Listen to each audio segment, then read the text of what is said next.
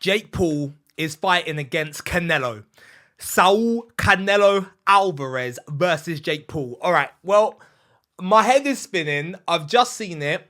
Canelo was supposed to be fighting against Terence Crawford. Terence Crawford, a 4-weight world champion, a 2-division undisputed champion, one of the pound-for-pound greats of all time. And apparently the fight might be hijacked by Jake Paul. Listen, you have got to respect it and you have got to love it. And I feel like an idiot because I've literally just uploaded a video responding to Wade Plemons talking about the fact that KSI and Jake, neither of them has separated one from the other because the first time that either of them stepped up against a credible boxer under the age of 30, like, you know, just healthy, they both lost on points.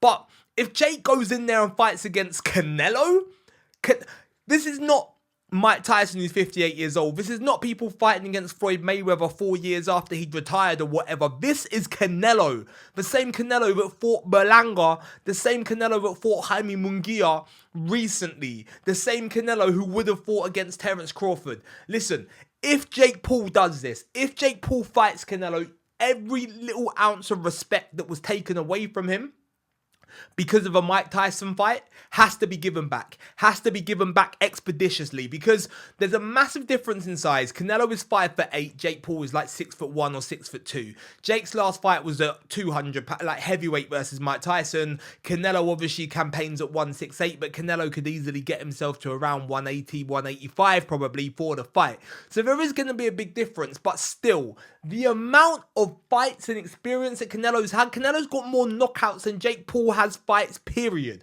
Like, if Jake can even get through the fight in one piece without getting stopped, it will be such a monumental achievement. Like, I'm guessing there's going to be no weight limit and Jake can just go in there as heavy as he wants to and he's just going to blow up as big as possible so he can absorb the force. Because if they make a catch weight like 185 or something like that, Canelo's gonna hurt that man. Canelo's gonna hurt that man. So I can't see that happening. But in all honesty, I didn't even see this fight happening right now. So anything is possible. Like, imagine if it's a complete plot twist and Jake goes down to 168 to fight Canelo for his super middleweight titles and Jake Paul becomes the undisputed world champion at super middleweight. Like, could you imagine? It's very, very unlikely. It's probably going to be 185 or 190, but I can't wait to hear the details. I can't wait to hear where it's going to be. I can't wait to hear, is it going to be on MVP Promotions? Is it going to be a co-promotion?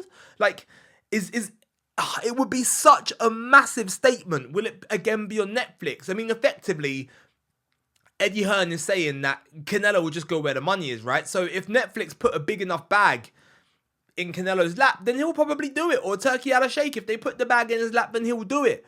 They're both, at the end of the day, prize fighters that are out there to make big moolah and have made big moolah before. But listen, I am absolutely stunned. Like, I'm not a Jake Paul fan in any sense of the word.